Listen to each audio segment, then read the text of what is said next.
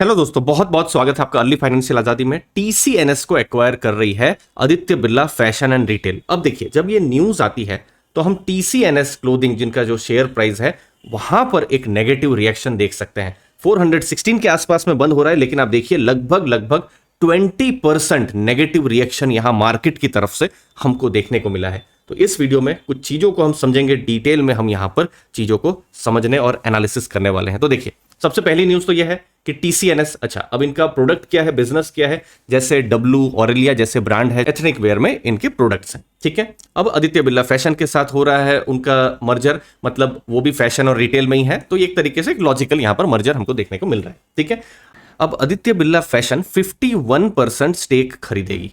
ठीक है, अब समझना बहुत जरूरी है। 51% स्टेक की जो वैल्यू है वो 1650 करोड़ के आसपास में हो रही है। तो टोटल अगर आप देखेंगे 3200 3300 करोड़ के आसपास का वैल्यूएशन है किसका, टीसीएनएस का। अब चीजें थोड़ा सा डिटेल में समझते हैं। 51% में से 29% आदित्य बिरला फैशन स्टेक खरीदेगी पब्लिक के साथ। फॉर एग्जांपल, अगर आप शेयर होल्डर हैं किसके, टीसीएनएस के, तो 29% हिस्सा आदित्य बिरला फैशन आपसे खरीदेगी। और वो क्या प्राइस में खरीदेगी, 503 रुपए के प्राइस में खरीदेगी। और अभी आप शेयर प्राइस देखेंगे 416.75, तो आपको लग सकता है कि तो फिर बहुत अच्छी डील हो रही है। लेकिन देखिए, अब न्यूज आ चुकी है। न्यूज आने से पहले जो 5 मई था, जो लास्ट ट्रेडिंग डेट था, 520.9 का शेयर प्राइस था। तो 520 के जो कंपेरिजन में आप देखेंगे 503 रुपये के आसपास में मिल रहा है। फिर भी देखिए 3-3.5%, यह बहुत ज्यादा यहां पर नेगेटिव नहीं है, 3-3.5% का डिस्काउंट में है। लेकिन कहां चीजें इंटरेस्टिंग हो रही है वो मैं आपको थोड़ी देर में समझाऊंगा। फिर बाकी का जो हिस्सा है, 51% उनको खरीदना है, 29% वो खरीदेंगे किससे, पब्लिक से खरीदेंगे। और बाकी का जो हिस्सा है 22% जो बाकी के हिस्सा है, और फिर उससे ज्यादा भी वो प्रोमोटर से खरीद सकते हैं, ताकि उनका 51%, क्योंकि अगर उनको हिस्सा चाहिए, मर्ज करना है टीसीएनएस को, तो 51% तो हिस्सा उनके पास होना ही चाहिए। बाकी का प्रोमोटर से वो खरीद लेंगे। प्रोमोटर से क्या, वही 503 रुपए के भाव में वो खरीद लेंगे। तो ये पहला पार्ट हमने देखा, जो 29% वाला जो पब्लिक का पार्ट रहा। अब दूसरा पार्ट में जो बाकी के जो शेयर है, वहां पर इंटरेस्टिंग हो जाता है कि अगर आपके पास 6 शेयर हैं किसके, टीसीएनएस के, तो 11 शेयर आपको Aditya Birla fashion and retail के आपको मिलेंगे। ये स्वैप रेशियो रहा है, और इस स्वैप रेशियो को हमको आपको डिटेल में समझना है, वो मैं एक्सेल में बताता हूं। ये देखिए, टीसीएनएस का शेयर प्राइस कुछ 520.9, मैंने 520 लिखा हुआ है। अगर 6 शेयर मेरे पास है तो मुझे कितना, 3120 रुपया के आसपास में मेरी वैल्यू बन रही है। अब जो नया डील हुआ है, नया डील के हिसाब से जो आदित्य बिरला सन लाइफ है, ये 5 मई का जो क्लोजिंग प्राइस है उसके हिसाब से हम देखें तो 214 रुपए में क्लोज हुआ था। लेकिन मुझे कितना शेयर मिलेंगे, 11 शेयर मिलेंगे किसके, आदित्य बिरला फैशन के। तो उनकी वैल्यू एक्चुअली में हो रही है 2356 रुपीज के आसपास में। तो अगर मैं टीसीएनएस का खाली शेयर होल्डर हूं तो मुझे 3000 रुपए के आसपास में मिल जा रहा है। लेकिन अगर मुझे जब आदित्य बिरला फैशन के स्टॉक मिलेंगे तो मेरे लिए जो वैल्यू है वो कम हो जाएगी। और इस चीज को मार्केट ने बहुत ही नेगेटिव लिया हुआ है। इनफैक्ट टीसीएनएस के जो शेयर होल्डर्स है उनके लिए एक बहुत ही खराब डील यहां पर हुई है, क्योंकि शेयर प्राइस 520 रुपए का था, आराम से 6 शेयर 3100 रुपए के आसपास में उनको मिल जाते। ओपन ऑफर भी ठीक है 503 रुपए के आसपास में, लेकिन ओपन ऑफर में तो सबको जो है मौका नहीं मिलेगा।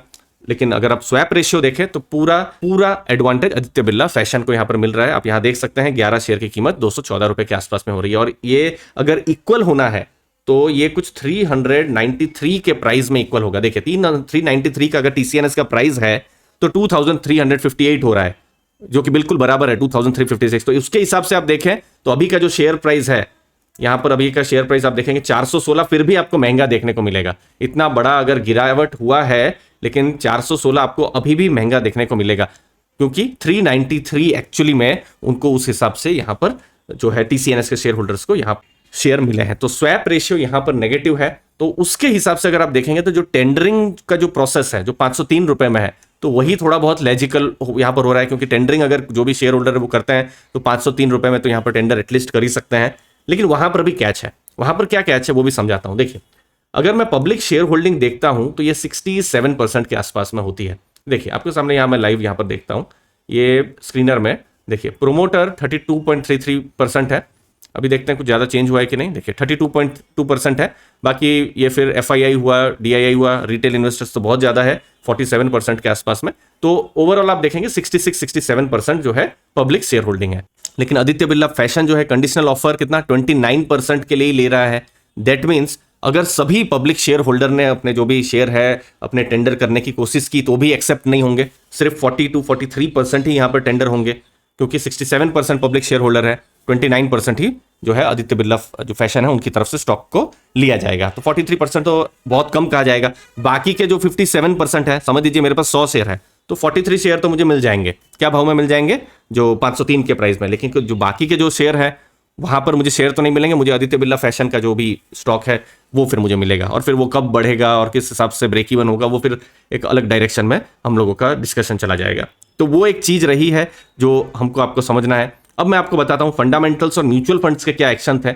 अगर क्योंकि मेरे पोर्टफोलियो में टीसीएनएस है नहीं और मैं अभी जब एनालिसिस कर रहा था मैं ये भी देख रहा था कि क्या ये मेरे पोर्टफोलियो में होता, बट मैंने वही देखा कि शायद मेरे पोर्टफोलियो में कभी नहीं होता, क्योंकि आरओसी उनका बहुत ही कम था 2.78, आरओई उनका बहुत ही कम था। तो इसलिए मैं फंडामेंटल्स को बहुत देखता हूं। डेट भी उनका बहुत ज़्यादा था। जब डेट ज़्यादा हो, आरओसी और आरओई भी बहुत कम हो तो फिर बहुत कॉन्फिडेंस यहाँ पर बैठता, यहाँ पर नहीं है। तो यहाँ पर मैं टर्न अराउंड की उम्मीद करता, लेकिन टर्न अराउंड का ऐसा कुछ संकेत भी नहीं मिल रहा था जब हम टीसीएनएस की बात कर रहे थे। और सबसे बड़ी अगर जो चीज़ थी जिसके लिए मैं थोड़ा नेगेटिव हो रहा था, क्योंकि मैं मार्केट कैप को बहुत देखता हूँ, लोगों को बहुत इंटरेस्ट आ जाता है कि पेनी स्टॉक है या फिर माइक्रो कैप है, नैनो कैप है। तो 2500 करोड़ का मार्केट कैप मुझे लगता है कि बहुत ही छोटा यहाँ पर हो जाता है। अगर होता भी तो सिर्फ नाम मात्र का 5-10 शेयर ही होते, है तो नहीं ही, क्योंकि मार्केट कैप इतना छोटा है तो फिर यहाँ पर इन्वेस्टमेंट करना मेरे लिए बहुत रिस्की हो जाता। बाकी मैं तो लेता ही नहीं या है भी नहीं, अभी आप ऐसा ही मानिए, क्योंकि सेल्स ग्रोथ में 5 साल में है नहीं, प्रॉफिट भी बहुत ही यहाँ पर उनके वेरी हुए हैं, हम यहाँ पर देख सकते हैं। अब म्यूचुअल फंड्स का क्या एक्शन है, मैंने यहाँ पर म्यूचुअल फंड की जब एनालिसिस की तो मैंने देखा कि म्यूचुअल फंड्स ने यहाँ पर बाइंग नहीं की हुई है। सिर्फ एक म्यूचुअल फंड है एक्सिस स्मॉल कैप, उन्होंने खरीदा है 0.58%। लेकिन देखिए ये भी बहुत इंपॉर्टेंट है, 0.58% पूरे पोर्टफोलियो का कोई बड़ा परसेंटेज है नहीं, तो उनको भी कोई बड़ा फर्क नहीं पड़ेगा। लेकिन ये पोर्टफोलियो वेट को मैं क्यों बार बार समझाता हूं, लेकिन अगर टीसीएनएस क्लोथिंग का अगर मुझे बहुत आइडिया नहीं है, लेकिन फिर भी मेरे पोर्टफोलियो का मैं अगर 10% कर दूं एक ऐसी बहुत ही छोटी कंपनी में जिसका आरओई या आरओसी जो बहुत अच्छा नहीं है, तो फिर तो बिल्कुल रिस्क है। 10% तो नहीं है, 0.58% है, ठीक है। म्यूचुअल फंड को बहुत फर्क नहीं पड़ेगा। यहाँ 10 फंड दिखा रहे हैं, बाकी के जो भी है वो छोटे छोटे इंडेक्स का ही पार्ट है। तो इंडेक्स भी मैंने देखा कोई स्मॉल कैप इंडेक्स है तो ऐसा करके 0.1% है, तो इंडेक्स को भी कोई बहुत बड़ा यहाँ फर्क नहीं पड़ेगा। इसीलिए दो चीजें बहुत जरूरी थी। छोटी कंपनियां होती हैं, पोर्टफोलियो में आ ही सकता है। देखिए इस चीज को लेकर कोई भी इन्वेस्टर अगर ऐसा सोचे कि मेरे पास स्टॉक था ये गलत हो गया, तो बिल्कुल गलत नहीं सोचना है, खराब नहीं सोचना है, क्योंकि किसी को पता नहीं था। May 5 को ये न्यूज आई है, किसको पता था कि ऐसा भी कंपनी में हो सकता है। नहीं तो मैक्सिमम इन्वेस्टर तो यही सोच रहे होंगे ना कि यहाँ पर टर्न अराउंड हो जाए, डब्लू ऑरेलिया जैसे ब्रांड अच्छा करना शुरू हो जाए। तो पोजीशन साइजिंग अगर कम हो तो फिर रिस्क मेरे ख्याल से बहुत ही यहाँ पर कम यहाँ पर हो सकता है, खासकर जब कंपनी में जो आरओई या फिर जो सेल्स ग्रोथ है वो भी बहुत नहीं हो रहा हो। यहाँ पर जो ब्रांड्स हैं आप देख सकते हैं, डब्लू ऑरेलिया, विशफुल जैसे यहाँ पर उनके ब्रांड्स हैं। और जब मैं नंबर्स देखता हूँ तो मुझे बहुत यहाँ पर वाइल्ड स्विंग्स देखने मिलते हैं। देखिए रेवेन्यू 40% बढ़ा है और प्रॉफिट आप देखिए फाइनेंशियल ईयर 22 में 1 करोड़ का था, फिर 106 करोड़ हो गया। लेकिन क्वार्टरली प्रॉफिट आप देखिए 251 करोड़ का था, वो सिर्फ 5 करोड़ का हो गया। तो ऐसे बहुत ही वाइल्ड जब स्विंग होते हैं तो फिर थोड़ा सा रिस्क बहुत ज्यादा हो जाता है। यहाँ पर अभी फिलहाल टीसीएनएस को एक्वायर कर रही है आदित्य बिरला फैशन। मुझे उम्मीद है आपको वैल्यू मिली होगी इस डेटा के साथ, इस एनालिसिस के साथ। कोई भी डाउट हो कमेंट सेक्शन में जरूर पूछिएगा। आपके कीमती समय के लिए बहुत बहुत धन्यवाद। चैनल को दोस्तों जरूर सब्सक्राइब करके रखिएगा। थैंक यू दोस्तों।